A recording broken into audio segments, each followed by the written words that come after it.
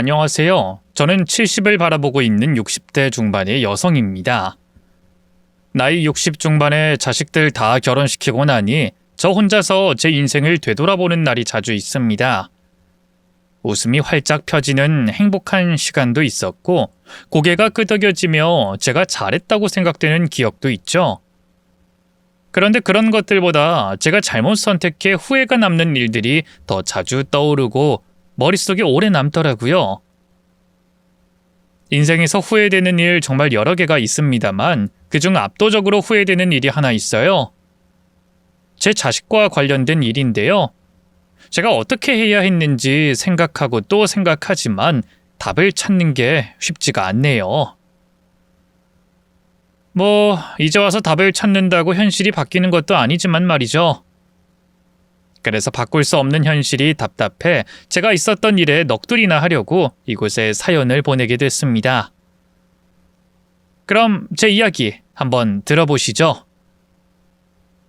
저에게는 달라도 너무 다른 극과 극에 있던 자식이 있었습니다. 우선 장남인 성민이에 대해서 말해보자면 성민이는 어릴 적만 해도 아무런 문제가 없었어요. 정확하게 보통인 아이였고 학생이었고 크게 사고를 친 적도 학업에 무심한 아이도 아니었죠. 그런 아이가 20살이 되면서부터 사고를 치기 시작했습니다. 처음에는 제가 용돈을 주지도 않았는데 비싼 걸, 좋은 걸 하고 다니더니 어느 날 제게 사업을 하겠다며 돈을 빌려달라고 하더군요. 전부터 친구와 함께 돈을 벌고 있었는데 그걸 본격적으로 할 거라면서 말입니다. 자기 딴엔 지난 몇 개월 동안 돈을 얼마나 벌었고 수익이 얼마나 날 거고 얼마나 비전 있는 사업인지 이야기를 했는데 솔직히 제 입장에서는 너무 어설퍼 보였어요. 제 남편이 죽기 전까지 사업을 하던 사람이라 돈 또는 일 관련으로는 저도 보이는 게 있었거든요. 왜 서당계 3년이면 풍어를 읊는다고 하잖아요. 그거 비슷한 거죠. 그래도 젊은 아이들 하는 일에 대해서 제가 모를 수도 있으니 아들에게 사업 계획서든 수익과 고객층에 대한 정리든 사업에 정리된 무엇인가를 보여달라고 했습니다. 그런데 그런 건 없다고 하더라고요. 지금 친구와 하는 게 잘 되어서 하는 거라고 제 금전적인 도움이 보태진다면 분명 더 잘 될 거라고 말만 하면서 말입니다. 제 눈에 더없이 불안해 보였지만 이제까지 사고 한 번 치지 않았던 아들이었고 또 어린 나이 경험이 중요하다고 생각한 저는 아들에게 사업 초기 자본금이 될 돈을 빌려줬어요. 하지만 이 일부터 문제가 시작됐죠. 아들이 하겠다고 한 건 다단계 사업이었습니다. 이걸 하게 된 것도 자기가 다단계 들어갔다가 몇 달 돈을 벌어보니 이게 되겠다 싶어서 해보는 거였어요. 그 말을 듣고 얼마나 어이가 없던지 실소가 새어나오더라고요. 그런데 제 실소가 사라지기 전 심각한 일이 터졌습니다. 다단계 하는데 겨우 제가 도와준 돈 몇 푼으로 버틸 수 있겠어요? 큰 다단계 회사들이야 초기 자본금과 제품으로 또 끌어들인 사람들로 유지할 수 있는 거고 또 그것도 얼마 못 가는 걸 아니까 다단계 윗대가리들이 돈 들고 도망가는 거 아니겠어요? 그러니 아들과 아들 친구가 하는 일은 결말이 정해져 있었던 거죠. 문제는 아들이 한 그 어처구니 없는 사업이 그냥 망한 게 아니라 피해자를 양산했고 또 이 일에 대해 책임져야 했던 거예요. 당연히 아들에게는 그 책임을 질 만한 능력과 여력이 없었고 엄마인 제가 아들을 대신해 피해를 책임지려고 했습니다. 경찰서를 들락날락, 법원을 들락날락, 피해자들을 만나 변제해주고 무릎 꿇고 빌기도 했죠. 제 덕분에 아들은 법적인 처벌을 면할 수 있었고요. 그렇게 아들 뒷수습을 다 하고 나니 제가 진이 빠져 아들을 혼낼 힘도 없었어요. 또 자기도 교도소까지 갈 뻔했으면 어지간히 정신 차렸을 거라고 생각했습니다. 그런데 그 일이 시작이었죠. 아들은 연달아 사고를 치기 시작했어요. 그냥 보통 사람들처럼 회사 다니며 일하고 돈 벌며 살면 될 것을 무슨 그리 큰 돈이 필요한지 사업하겠다고 그 난리를 쳤습니다. 그나마 다행인 건 전에 한 사업과 달리 멀쩡한 사업이긴 했다는 거죠. 하지만 아들에게 무슨 돈이 있어서 사업을 하겠습니까? 전부 제 주머니에서 나오는 돈이었죠. 저도 처음엔 사업은 생각도 하지 말고 취직이나 하라고 했어요.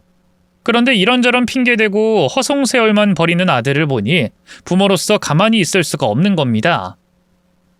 또 제가 능력이 안 되면 모르겠는데 많은 재산을 남겨주고 먼저 떠난 남편 덕분에 경제적으로 도움을 못 주는 상황도 아니었어요. 결국 자식 이기는 부모 없다는 말처럼 아들을 도와주게 됐죠. 물론 아들이 한 사업은 단 한 번도 잘 된 적이 없었어요. 물론 사업이야 잘 안 될 수도 있다고 하지만 진짜 문제는 아들의 사업을 하는 태도였고 준비였습니다. 제대로 준비하지 않으니 잘 될 수가 없는 일이었어요. 그런 태도로 인해 아들에게 이만저만 실망한 게 아니었죠. 그렇게 장남인 아들이 제 속도 썩이고 집안의 돈도 까먹고 있을 때 무던하게 묵묵하게 자기 할 일 공부하면서 알바하면서 잘 자라고 있는 딸이 있었습니다. 오빠 때문에 제가 신경을 많이 써주지도 못했는데도 딸은 건강하고 바른 생각을 가지고 잘 자라줬어요. 오빠의 속썩임으로 힘들어하는 저를 위로해 줄 만큼 제게 힘이 되고 제가 의지할 수 있고 또 친구가 되어주는 딸이었죠. 그러다 보니 딸에게 마음이 더 갈 수밖에 없었습니다. 솔직히 사고치는 자식보다는 속 한번 썩이지 않는 자식에게 마음이 가잖아요. 거기다 오빠 때문에 제가 학창시절 내내 신경을 못 써줬으니 더 잘해주고 싶었죠. 그런 마음에 딸이 시집 간다고 했을 때 정말 많은 걸 해줬어요. 또 좋은 걸로 해줬죠. 집이며 차며 가전제품에 제 마음을 담은 선물까지 말이죠. 그걸 보며 아들은 눈치도 없이 제 복장이 터지는 말을 했고요. 성원이가 진짜 시집을 다 가네. 근데 엄마, 나 결혼할 땐 얼마나 해줄 거예요? 뭐? 그게 뭔 말이니? 성원이 결혼하는데 이 정도 해줬으니 난 얼마나 해줄 거냐는 거죠. 나 이렇게까지 번쩍번쩍하게 결혼식 안 올려도 되는데 그 결혼식은 우리가 준비할 테니 그 돈을 그냥 우리한테 주면 안 돼요? 그리고 성원이 집, 차 이런 거 해줬으니까 나도 당연히 해줄 거죠? 더 좋은 걸로 해줄 거예요? 아니 뭐 비슷하게? 그래도 내가 장남이고 오빠인데 보는 사람 눈이 있어서 조금이라도 더 좋은 걸로 해줄 거죠? 넌 지금까지 내 주머니에서 가져간 돈이 얼만데 결혼으로 또 한몫 챙기려고 하냐? 성원이야 지금까지 내가 해준 게 없어서 미안한 마음에 이것저것 해준 거지. 으이구, 넌 동생 결혼식 날 그런 거나 보고 그런 생각만 해? 아니 나도 결혼할 때가 됐으니까 미리 생각 좀 해본 거죠.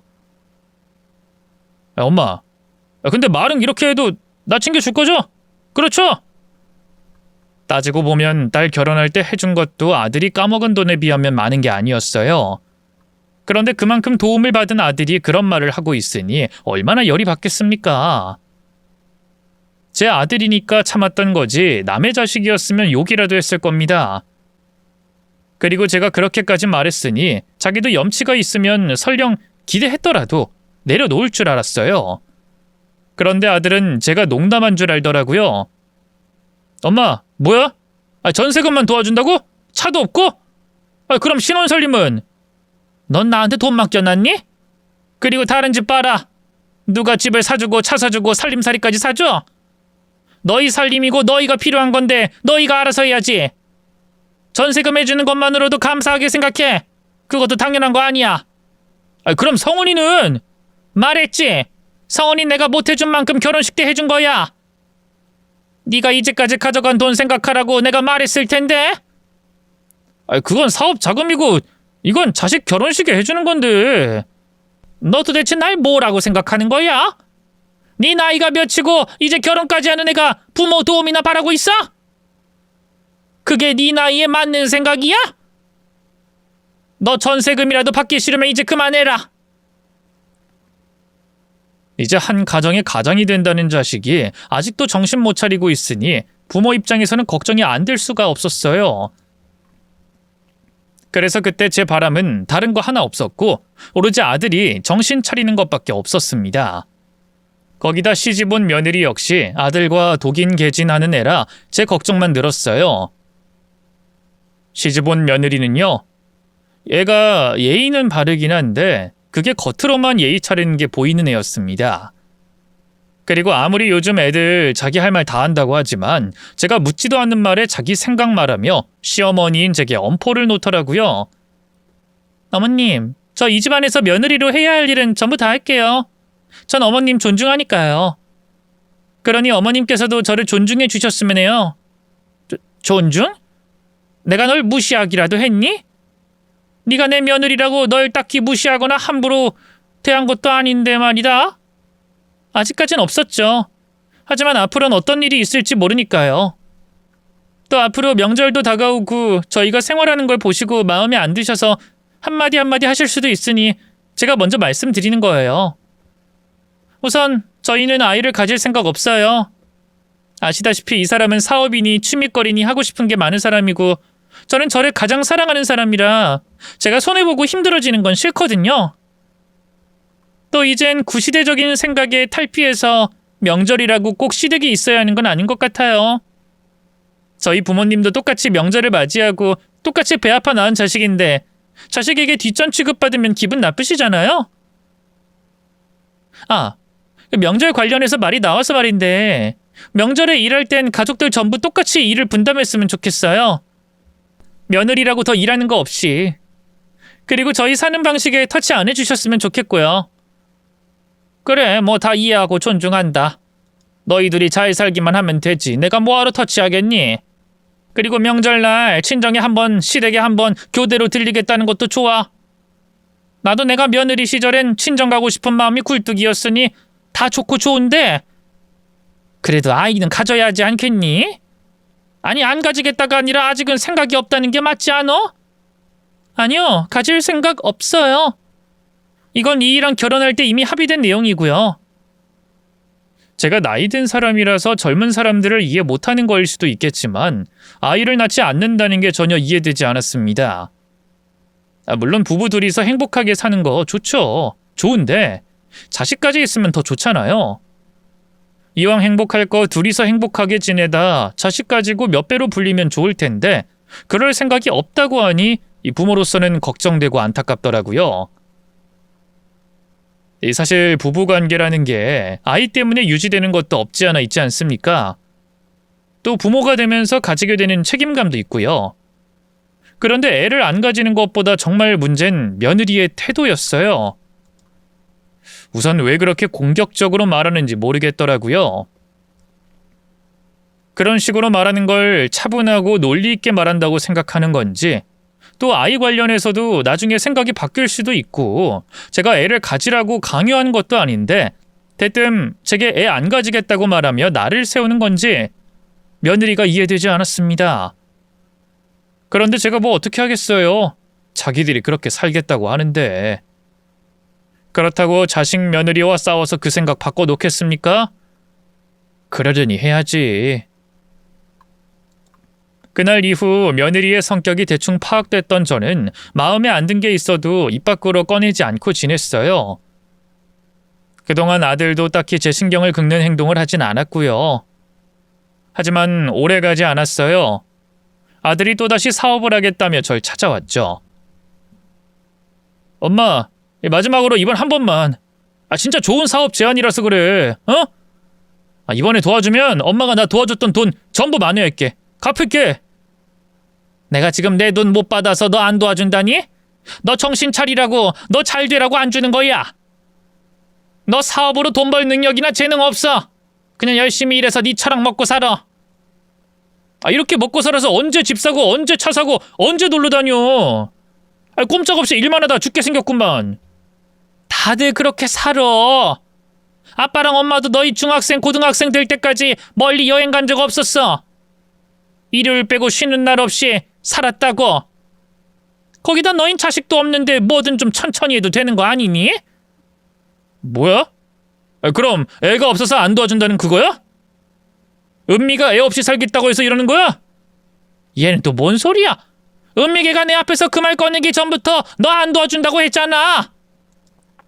내 말은 둘만 사니까 돈 버는데 목매.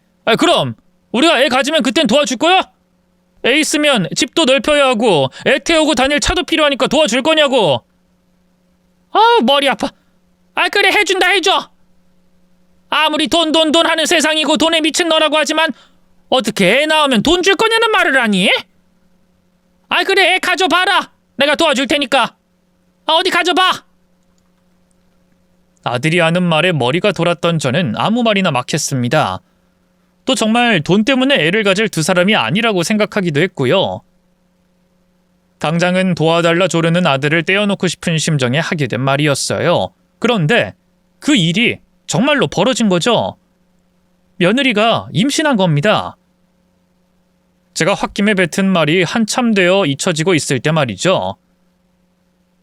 뭐? 임신? 아이고, 애를 가졌어? 어머, 너무 잘 됐다. 너무 장하다. 아, 그래, 어떡하다. 아, 근데 너 괜찮니? 아이 가질 생각 없었는데 괜찮은 거야? 저도 처음엔 많이 당황하고 고민했는데요. 제 뱃속에 저와 아이의 분신이 있다고 하니까 생각이 바뀌더라고요. 그래서 오히려 지금은 좋아요. 아직 만나진 못했지만 뱃속 아이가 더없이 소중하고요. 그래, 부모가 된다는 게 그런 거라니까. 이게 경험하면 또 달라요. 이 세상에서 느낄 수 있는 행복 중 최고의 행복이 아이지.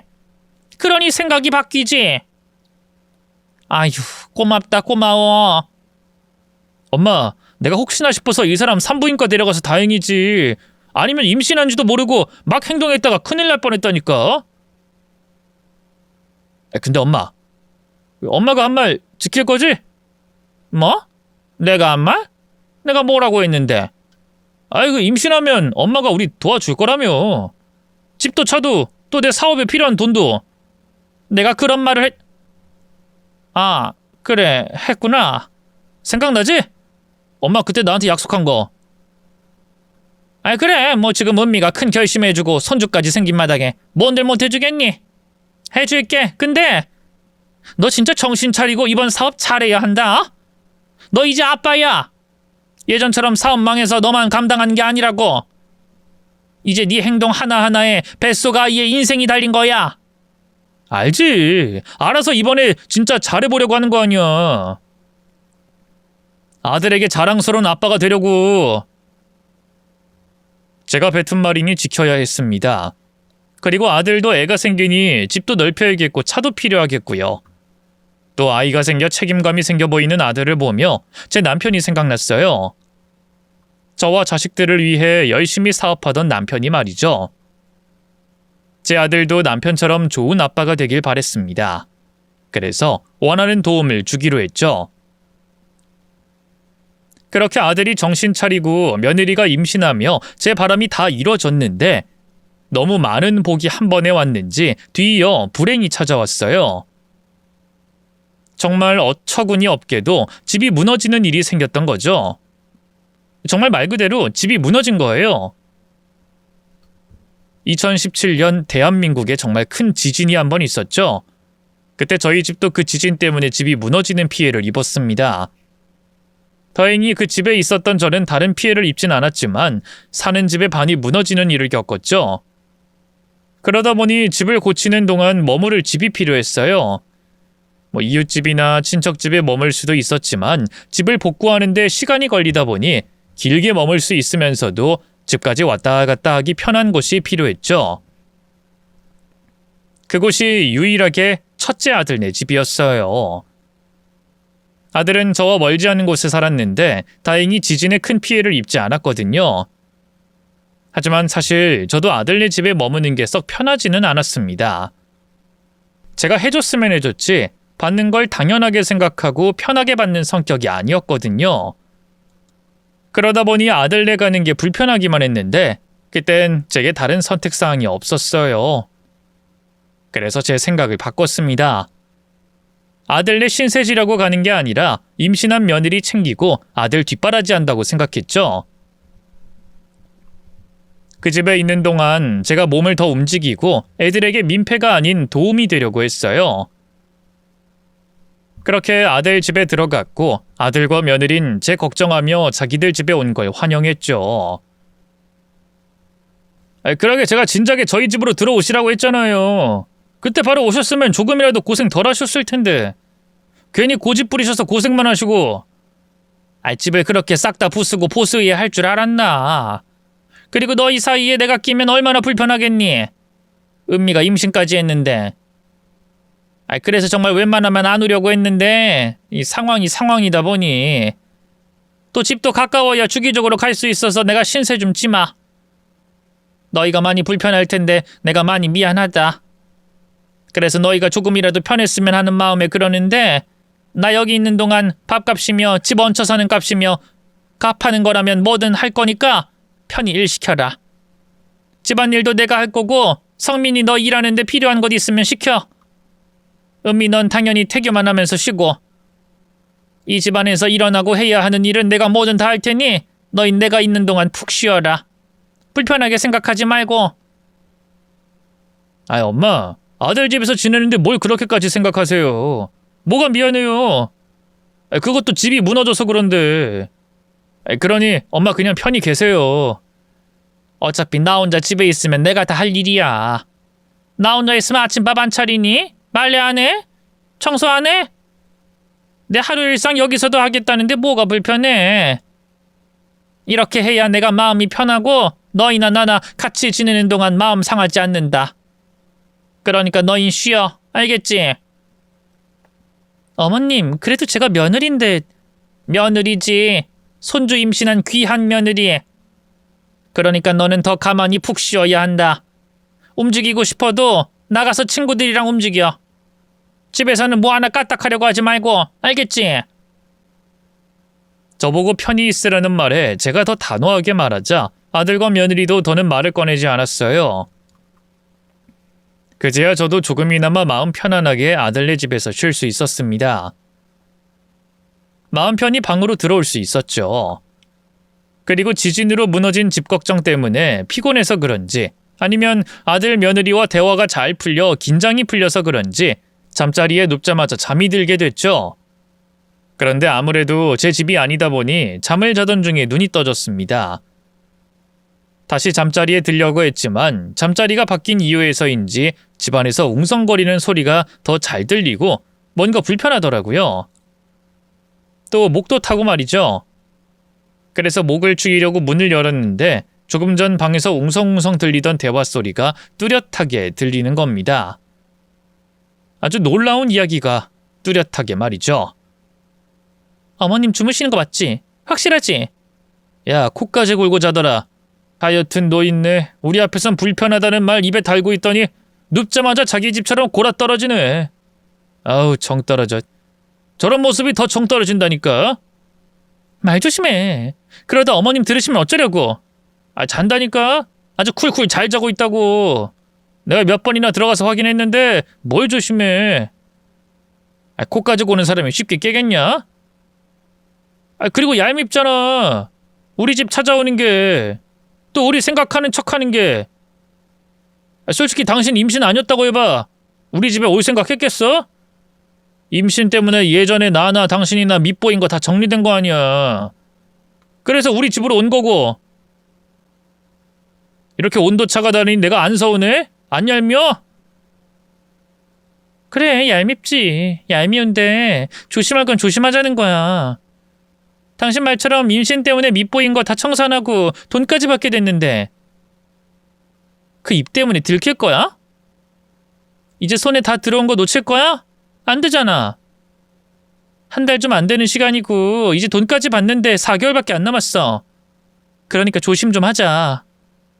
어머님이랑 같이 있는 이 시간이 어떻게 보면 가장 중요할 때라니까? 이때 좀 더 잘 보여서 어머님 마음 더 끌어잡아야 해. 그럼 돈도 좀 더 받을 수 있겠지. 당신 어머님한테 절대 안 들키게 조심해. 자나깨나 입조심이야. 우린 입으로 성공해야지. 입으로 망하면 안 된다고. 알겠어.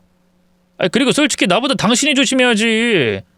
나야 밖에 나가면 엄마랑 부대낄 시간 얼마 없지만 당신은 하루 종일 같이 있을 거 아니야. 그러다 병원이라도 같이 가자고 하면 어쩌려고? 나는 걱정하지 마. 나 굉장히 바쁜 임산부가 될 거니까. 태교 모임, 태교 운동, 육아 교육 받으러 다닌다고 말하면 될 거야. 그리고 아까 못 들었어? 나보고 손 하나 까딱하지 말라고 하잖아. 심심해서 그렇지 오히려 난 들킬 일 없지. 제 이야기가 나와서 귀가 쫑긋한 것도 있었지만 두 사람의 대화가 평범하지 않아 더 귀가 갔어요. 도대체 들키면 안 된다는 건 무슨 말이고 왜 제가 도움 준다는 것과 어떻게 관련이 있는 건지 궁금하고 수상했죠. 분명 아들과 며느리가 무엇인가 꾸미고 있는 것 같은데 그 꾸미고 있는 게 무엇인지 그 대화만으로는 알 수가 없었어요. 그리고 제가 이곳에 지내는 동안 과연 두 사람이 숨기고 있는 일에 대해서 알아낼 수 있을지 확신이 없었습니다. 두 사람 대화에서도 들렸잖아요. 안 들키게 조심하자고. 뭔지 모르겠지만 저에게 안 들키려고 단단히 준비하겠다는 소리인데 이걸 어떻게 알아내는가 싶었죠. 아무래도 두 사람이 방심하도록 일을 꾸며야 할 것 같았습니다. 그러면서도 빨리 행동해야 할 것 같았어요. 두 사람 입에서 얼마 안 남았다는 말이 나왔으니까요. 마침 제 상황이 바로 행동할 수 있는 상황이었던지라 바로 내일 확인을 해보기로 했죠. 어머님, 정말 아침을 다 차리신 거예요? 제가 차리려고 했는데. 내가 오늘부터 이 집의 집안일은 다 한다고 했잖니. 아직 졸릴 텐데 조금 더 자고 일어나서 먹어라. 아니 오랜만에 늦잠이라도 푹 자고. 내가 성민이 아침 먹일 테니. 어머님 감사해요. 감사는 무슨 감사. 내가 여기서 신세 지는데 밥값은 해야지. 근데 예은미야. 내가 성민이 밥 먹이고 집 좀 가봐야 할 것 같아. 집 고쳐주는 박 소장이 고쳐야 할 부분이 더 있다면서 확인 좀 하자 그러더라고. 그거 확인하고 견적 내고 깎고 뭐하고 이러다 보면 시간이 좀 늦을 것 같은데 괜찮겠니? 그래도 성민이 오기 전엔 올 테니까 집안일은 안 해도 된다. 저녁도 내가 차릴 거고. 어머님 일 보시는 거 마음껏 보셔도 돼요. 그리고 집안일 제가 해도 된다니까요. 아니 제가 해야죠. 어머님께서 잠깐씩 도와주시는 거고요. 그럼 일 보는 거 잘 다녀오세요. 전 어머님 덕분에 오랜만에 늦잠 좀 잘게요. 임신하니까 자도 졸리더라고요. 그럼 원래 애가 지면 졸린 법이다. 임신하면 사람 몸이 바뀌는 건데 억지로 잠 쫓으려고 하면 안 돼요. 뱃속 아이한테도 좋지가 않아. 자라, 성민이는 내가 아침밥 먹이고 보내마. 저는 있지도 않은 바깥일이 있다며 며느리에게 거짓말을 했습니다. 그리고 밖을 나간 척하고 집안에 숨어 있으려고 했어요. 아무래도 제가 그 집에 온 지 하루가 채 되지 않았으니 하루 종일 집을 비운다고 하면 며느리가 쉽게 방심할 거라고 생각했습니다.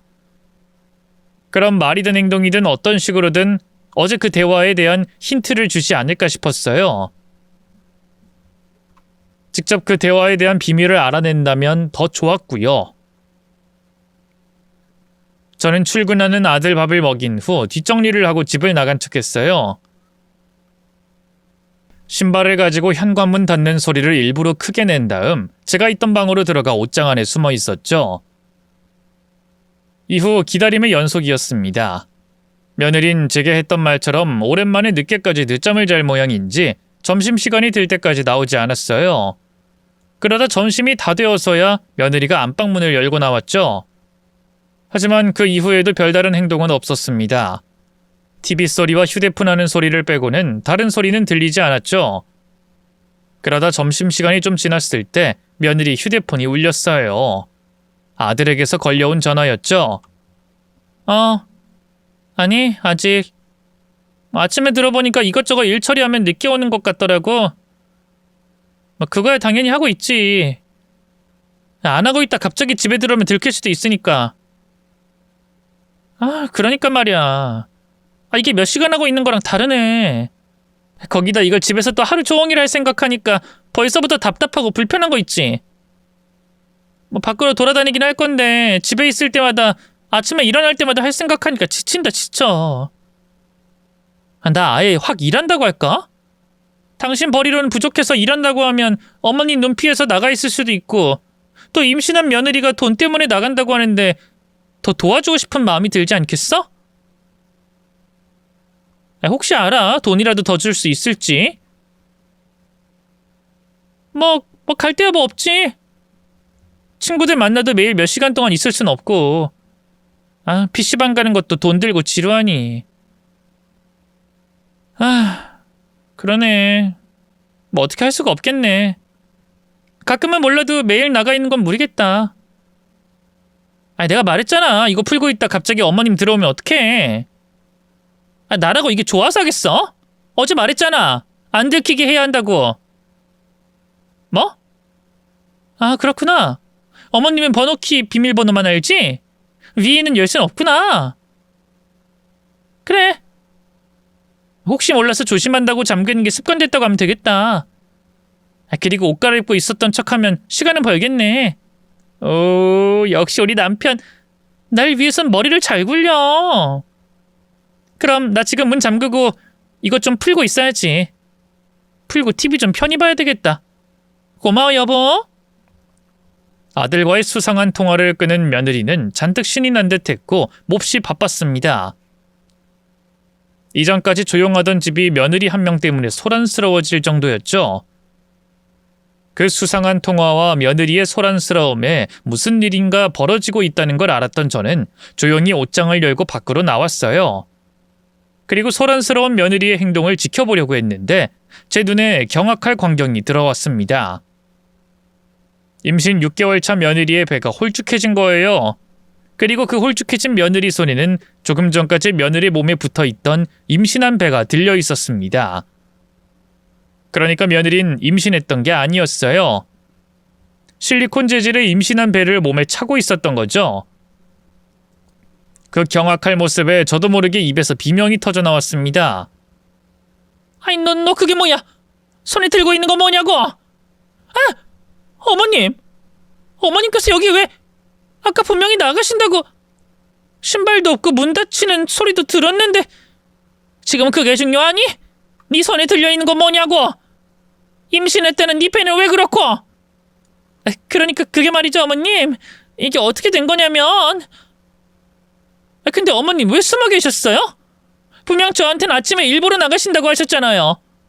거기다 신발 신고 문 닫는 소리까지 났는데 몇 시간 동안 어머님 숨소리 한번 들리지 않았는데 갑자기 나타나신 거 보면 숨어 계셨던 거 맞죠? 저희 의심하셨어요? 그래서 집 무너진 핑계를 오셔서 이러시는 거예요? 너 갑자기 왜 말이 딴 곳으로 새는 거냐? 내가 묻는 말이나 대답해! 내가 너희 의심해서 숨어있든 뭐든 그게 지금 왜 중요해? 임신한 네 배가 가짜라는 게 너희가 날 속였다는 게 중요한 거지? 중요하죠. 왜 안 중요해요? 어머님께서 매번 저희에게 매번 그 사람에게 이런 식으로 나오시니까 저희도 어쩔 수 없이 이렇게 한 거죠. 어머님께서 처음부터 그 일 하겠다는 사업에 도움 주셨으면 저희가 이런 짓까지 했겠어요? 아니죠. 애초에 결혼할 때부터 아가씨한테 해준 것에 반만 해줬어도 저희가 이렇게 했을까요? 전부 어머님 차별 때문에 벌어진 일이잖아요. 이 이상한 감촉에 하지도 않은 임신, 하지도 않을 임신! 하는 척 지내는 게 쉬운 걸로 보이세요? 저라고 좋겠냐고요? 전부 어머님이 약속한 그 돈 받으려고 한 행동 아니에요. 그런데 왜 저희를 탓하세요? 뭐? 그게 내 탓이라고? 내가 너희를 차별해? 너 결혼 전에 내가 한 말 허투루 들었냐? 그때 허투루 들었다고 해도 결혼하고 나서 상민이 저놈이 또 정신 못 차리고 나한테 돈 빌려달라고 할 때 내가 말하지 않았어? 2번 다 귓등으로 들은 거야? 내가 말했잖아. 너희 결혼할 때 상원이보다 덜 도와준 거. 저놈이 까먹은 돈 때문에 최대한 공평하게 하려고 덜 도와줬다고. 또 저놈이 어떤 놈인지 아니까 내 도움이 아니라 자기 노력으로 사업이든 뭐든 하라고 한 거지. 내가 돈 줬어 봐라.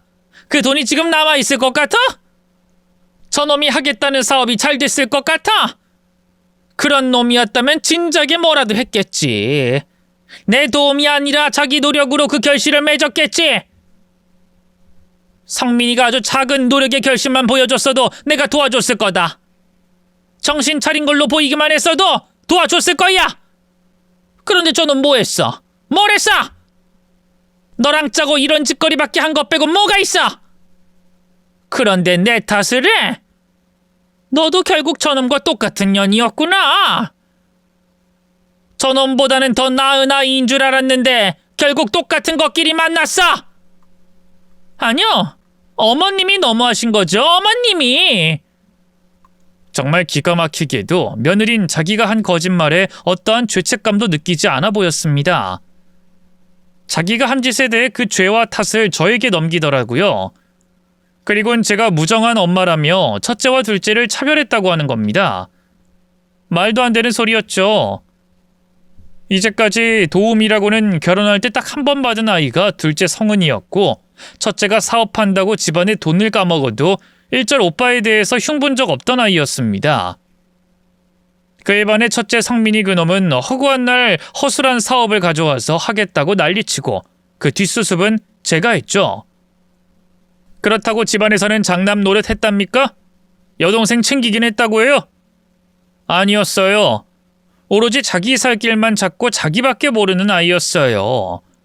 그런데 누가 누굴 차별해요?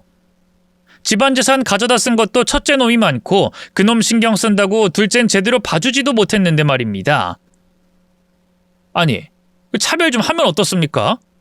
나이 30 넘어서도 정신 못 차리는 자식 뭐가 이쁘다고 더 이쁜 짓을 하고 마음 편하게 해주는 딸을 더 이뻐하면 안 된답니까? 근데 제가 차별을 했어요? 아니잖아요. 그러니 그딴 말을 듣고 화가 날 수밖에 없었죠. 저는 곧장 첫째에게 전화를 걸었어요. 네가 불러다 우리 집안의 며느리로 데리고 온 년과 같이 엄마 속인 짓 해명하고 용서 빌라고 말이죠. 갑작스러운 제 전화에 아들놈은 당황해했고 곧장 집으로 온다고 했습니다. 아들이 오면 그때까지도 정신 못 차리고 씩씩거리는 며느리 무릎을 꿇리려고 했죠.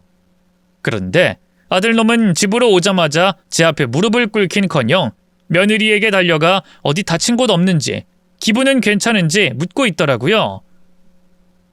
여보, 괜찮아? 엄마가 그 사이에 어떻게 한 건 아니지? 표정은 또 왜 그래? 엄마가 뭐라고 했어? 그러게 이런 일 생기면 나한테 바로 전화하지. 엄마, 뭐 어떻게 된 거예요? 어떻게 된 거예요? 그걸 지금 나한테 묻는 거니? 내가 너한테 물어야 하는 말이 아니고. 저 배, 너희 임신 어떻게 된 거야? 너 사업하는데 필요한 돈 받으려고 나한테 거짓말한 거야? 그 썩어빠진 생각 누구 머리에서 나왔어? 누가 한 거야? 그것보다 저희가 왜 이런 거짓말까지 하게 된 건지 그게 중요한 거 아니에요? 뭐? 너희 짰니? 어떻게 쟤랑 똑같은 말을 하니? 그럼 더더욱 엄마 잘못이 많네요. 저희 두 사람 모두 그렇게 생각하고 있으니 솔직히 제가 사업한다고 엄마한테 믿음을 못 준 건 인정해요. 그런데 그래도 제가 장남인데 결혼할 때 성은이랑 비교되게 안 해주시면 안 돼요? 아니 그 정도 망신 주셨으면 제가 진짜 괜찮은 사업 있다고 할 때 도와주실 수 있잖아요. 하지만 엄만 그때도 저 안 도와주셨어요. 그것도 이 사람이 옆에 있는데 저에게 또다시 망신을 주시면서요. 그래서 저도 어쩔 수 없이 이런 짓까지 하게 됐어요. 임신하면 뭐든 도움 주겠다고 하시길래 가짜 임신한 척한 거라고요. 제가 도움 주는 걸, 돈 주는 걸 당연하다고 생각하는 걸 보니 만감이 교차했습니다. 뭘 모르고 아들을 믿어 돈을 빌려줬던 첫 도움이 아들이 사람 노릇을 제대로 하길 바라는 마음에 도와줬던 일들이 독이 돼서 돌아온 것 같았어요. 또 그렇다고 제가 쉽게 도움을 준 것도 아닌데 아들 정신 차리게 하려고 한 것도 많은데 어째서 내 아들이 저런 생각을 가지고 있나 싶었죠. 그리고 열받았어요. 이제까지 도움만 받아온 아들놈 입장에서는, 그런 남편 둔 며느리 입장에서는 이런 짓은 물론이고 제 앞에 도움의 도자, 돈의 돈자도 꺼내기 힘들어야 하는데 적반하장의 모습으로 왜 안 도와줬냐며 제게 매정한 엄마라고 매도했으니까요. 거기다 애를 임신했다는 거짓말까지 하다니 완전 두 애들 앞에 노란한 느낌을 받았죠. 수치스러웠습니다. 더 이상 참을 수 없었어요. 지난 10년 넘게 아들에게 찾아왔던 분노가 그날 폭발하고 말았죠. 저는 두 아이 앞에도 폭탄 발언을 했습니다. 내 탓?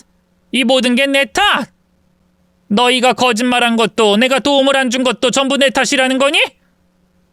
그래, 그럼 이제 아주 작정하고 내 탓만 해라. 엄마 저주하면서 탓해. 내가 그렇게 해주마.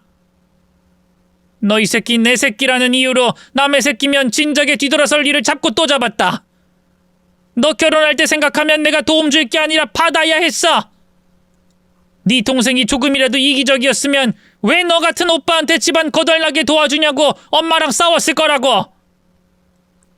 네가 그런 놈이야. 지금까지 정신 못 차리고 사는 그런 존재라고. 그럼 이제까지 잘못 생각해서 열심히 노력하며 사는 모습 보여줄 생각을 해야지. 이런 짓을 꾸며? 엄마를 기만해? 내가 그래서 평생 너에게 욕먹을 짓 하려고 한다. 내가 봤을 땐 네가 또 네 년이 나한테 엄마, 어머님 하는 이유는 하나야. 내가 돈을 주고 있어서 그렇지. 이것도 봐라. 이 가짜 임신도 결국 돈 받겠다고 한 짓 아니니?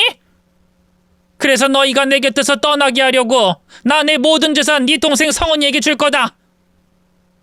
돈 10원짜리 한 장 너한테 가는 일 없게 어떤 편법을 써서라도 다 줄 거야. 알겠어? 엄마, 그건 아니죠. 어쨌든 엄마 재산에 내 몫도 있는 건데. 아무리 홧김이라고 하지만 그렇게 말하면 제가 뭐가 돼요? 이 사람 앞에서 뭐가 되냐고요? 뭐가 되든 내가 알아야 하니? 그리고 네 몫은 진작에 받아갔다. 20살 때 사업하겠다고 그 다음 줄줄이 다른 사업이니 투자니 뭐 하겠다고 하는데 다 줬어. 그게 네 몫이야. 어떻게 그게 내 몫이야? 내가 장남인데. 내가 100원을 받아도 더 받아야지. 거기다 결혼식은 결혼식 할 때 성원이 더 도와줬잖아요. 그건 내가 예뻐하는 내 새끼, 엄마 위로해주고 힘이 되어주는 내 새끼한테 내가 준 거야. 그 돈 해봤자 너 도와준 거에 비하면 더 적고. 됐다. 이제 말 더 하지 말자. 나는 성원이에게 돈 다 주고 넌 빼먹을 거 없는 나를 엄마라고 보지 않을 테니까 더는 서로 할 말 없겠네. 나 간다. 앞으로 너희끼리 잘 살아라. 엄마! 이렇게 나오면 나 고소할 수밖에 없어. 엄마든 성원이든 고소해서 내가 받아야 할 재산 받아낼 거라고. 어머님 그만하세요. 법적으로 자식들에게 공평하게 나눠주라고 나와 있는데 왜 억지를 부리세요? 그냥 이 사람 한 번만 더 믿고 도와주시면 안 돼요? 그렇게 도와주기 싫으세요? 정말 이 사람을 아가씨와 차별하시는 거예요? 고소해, 고소해! 내가 바보니? 나도 알아보고 알아봐서 줄 거야. 세금으로 절반을 뜯어가든 편법 쓰는데 스스로 몇 억이 들든 너는 안 줘. 너는 안 줘! 그리고 너 인연 말 꼬아가면서 사람 열받게 하고 이 멍청한 놈 꼬드기는 것 같다? 임신으로 나 속이는 것도 니년 머릿속에서 나왔지? 하기야. 그러니까 딩크니 뭐니 지랄 연병하던 네가 임신했는데도 별말이 없었지. 근데 너 이제 네가 하는 짓들 전부 헛짓거리다. 얘한테 무슨 말하든 나는 이놈 자식으로 안 볼 거고 이 세상 사람 모두가 나한테 손가락질해도 나 내 뜻 안 변해. 여우 같은 니년이 무슨 수를 쓰든 안 통한다는 말이지. 그러니 개소리 계속 짓거려라. 난 간다. 두 사람 뒤늦게라도 잘못했다고 무릎 꿇고 용서를 빌어야 했어요. 법인이 차별인이 했던 소리는 제 성깔을 더 건들기만 할 뿐이었죠. 그래서 저는 그 집을 나와서도 거리가 떨어진 언니 집에 머물면서도 아들과 며느리에게 배신감을 느끼고 마음속으로 했던 결심을 바꾸지 않았습니다. 정말 둘째에게 제가 가진 재산을 다 넘기려고 알아보고 다녔죠. 그 전에 둘째를 불러 단돌이하는 게 우선이었어요. 다행히 제 이야기를 듣게 된 제 딸은 처음으로 오빠 일에 화를 내며 울분을 토했고요. 그런 이야기를 듣고만 있었어? 나라도 부르지. 내가 갔으면 두 인간 가만 안 뒀어. 아주 머리채를 잡고 뜯고 물어버리지. 어디다 대고 그런 말을 해? 엄마를 뭐라 생각하고 그런 짓을 했고. 아니 엄마가 애를 강요한 것도 아니고 겨우 그 돈 받고자. 아우 진짜 내 오빠라고 하지만 미친놈이다. 미친놈이야. 지금 나이가 몇인데 아직도 정신을 못 차리고. 그러니까 말이다. 내가 자식이라고 썩은 줄을 너무 오랫동안 잡고 있었어. 진작에 구제불능인 걸 알고 쳐내야 했는데, 도움이라도 주지 않았어야 했는데. 아, 그래. 내가 오늘 너 부른 건 같이 열받자고 부른 건 아니고 마음 단단히 먹으라는 말 하려고 불렀어. 내가 너한테 재산 다 준 거 알게 되면 네 오빠가 가만히 있지 않을 거야. 옳게 상속돼도 네가 내 재산 받아도 어떻게든 너 괴롭혀서 돈 받아내려고 할 거라고. 엄마한테 가짜 임신까지 하고 사람 몇 달을 기만한 애들이야. 그러니 너 마음 단단히 먹어야 해. 절대 네 오빠 불쌍하다고 도와주면 안 돼. 엄마가 오빠 손절했는데 나라고 오빠 잡고 있겠어? 오빠나 새언니나 엄마에게 그런 짓까지 했는데, 거기다 오빠가 이전부터 얼마나 사고를 쳤어. 내가 그 돈 나중에 사회에 환원하더라도 오빠는 안 줘. 오빠가 빚쟁이에 쫓기든 눈물 콧물 짜면서 용서를 빌든 안 봐줘. 그러니까 걱정하지 마. 저도 혹시나 싶어서 성은이에게 한 번 더 단도리 했던 거였습니다. 사실 제 딸이 좀 많이 외유내강인 성격이에요. 그리고 저보다 더 끊고 맺음이 확실한 아이라 굳이 말을 안 해도 어떤 대답이 들려올지 알았습니다. 한 번 더 확인하고 싶은 마음에 말했던 거고, 딸은 제가 예상한 것처럼 절대 오빠를 돕지 않겠다고 해줬죠. 이후 저는 정말 바쁘게 지냈어요. 남은 재산 전부를 딸에게만 상속하기 위해 이리 뛰고 저리 뛰고 알아볼 게 너무 많았습니다. 그런데 힘들긴 힘들더라고요. 다른 자식의 동의 없이 자식 한 명에게 모든 재산을 물려준다는 게 말입니다. 하지만 편법을 찾고자 한다면 마음 먹으면 못할 것도 아니더라고요. 결론적으로 딸에게 재산을 넘기는데 잘 마무리할 수 있었고, 저는 제 집과 제가 생활할 돈만 남겨뒀죠. 이제 재산 관련된 일도 아들과 관련된 일도 다 끝났다고 생각했어요. 그런데 제가 유류분 청구 포기하라는 연락조차 하지 않자 아들과 며느리 입장에서는 무슨 일을 꾸미고 있는 건가, 혹시 정말 방법을 찾은 건가 궁금했는지 제게 찾아왔어요. 엄마, 왜 연락이 없어요? 진짜 나랑 연을 끊겠다 이런 거예요? 겨우 돈 때문에? 난 그날 내 입장 다 얘기했다. 그리고 겨우 돈 때문에? 내가 지금 돈 때문에 너랑 연 끊겠다고 하는 거니? 또 넌 겨우 그 돈 때문에 엄마를 기만해? 연락하지 마라. 재산 관련으로는 내가 죽으면 알게 될 테니 그때 돼서 확인하고. 뭐야? 엄마 진짜 성은이한테 재산 다 넘겼어? 진짜? 어떡해? 그거 불가능하다고 하던데? 엄마 증여하더라도 그거 내가 반환 청구할 수 있어. 10년이든 20년이든 상관없다고. 그러니까 나 죽으면 확인해봐. 그 전까진 나도 성은이에게도 연락하지 말고. 엄마 진짜 한 거야? 엄마 왜 그래?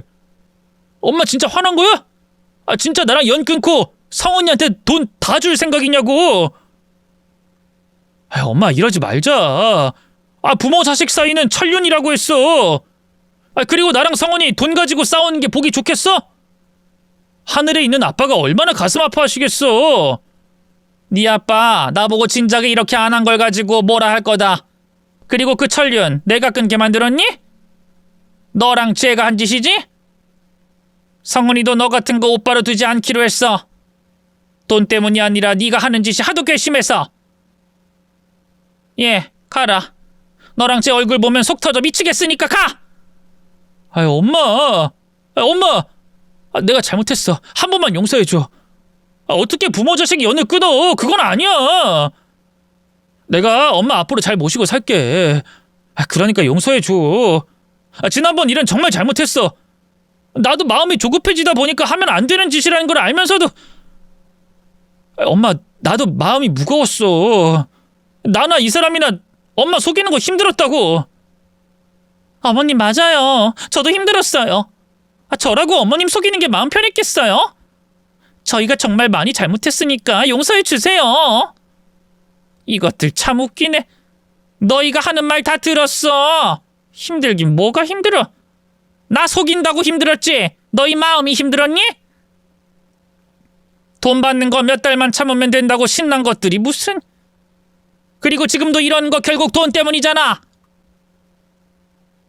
근데 성민아, 너 지금 내가 이러는 거 고마워할 거다. 내가 보니까 성민이 넌 뒤에 기댈 사람이 없는 걸 알아야 앞으로 살아가는 데 도움될 것 같아. 내가 너무 마음이 약해 널 도와주다 보니까 너도 나약하게 자란 것 같아. 이번 기회 어디 네 힘으로 다른 사람 도움 없이 일어나 봐라. 만약 일어났다면 그땐 나한테 고마워할 거다. 물론 고마워할 필요는 없어. 네가 정신 차리더라도 내 선택과 결심은 변함없을 테니. 자, 가라. 두 아이가 용서를 빌어도 제가 끝까지 원래 입장을 고수하자 많이 당황해했고 이내 제 마음이 변하지 않을 거라는 걸 알곤 군말 없이 돌아가더군요. 마지막이 될 수도 있는 아들의 뒷모습을 보며 부모로서 부디 앞으론 단단한 사람이 되길 빌었습니다. 그리고 저는 딸, 그리고 사위와 함께 제 삶을 잘 살아갔어요. 지금까지 말이죠. 아들과는 아직도 연락하지 않고 있습니다. 그때 그 사건을 겪으면서 큰 결심을 하기도 했고 또 아직까지 아들이 정신 차리지 못한 모습이거든요. 2017년 이후 이 세상에 여러 일들이 있지 않았습니까? 코인, 코로나, 주식 등등 이런 여러 상황 속에서도 보통의 사람들처럼 차근차근 열심히 또 성실히 노력해 살아가면 될 텐데 아들은 또 일확천금을 노렸어요. 별별 짓을 다 하다 결국엔 코인 사기로 교도소에 들어가게 됐죠. 그런 아들을 보면 참 안타깝습니다. 또 언제 무엇이 잘못됐나 싶기도 하고요.